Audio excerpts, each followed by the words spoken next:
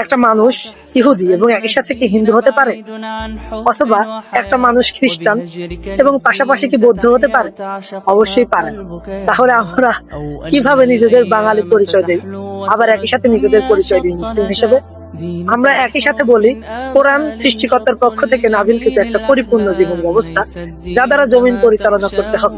পাশাপাশি আমরা গণতান্ত্রিক সংবিধান দিয়ে রাষ্ট্র পরিচালনা করছি। বর্তমান সময়ে কোথাও দাওয়াত দিতে গেলে প্রশ্ন আসে, তুমি কোন দলে? অদ্ভুত, মুসলমানদের আবার দল হয় নাকি? মুসলমানদের তো একটাই দল, আর তা হলো ইসলাম।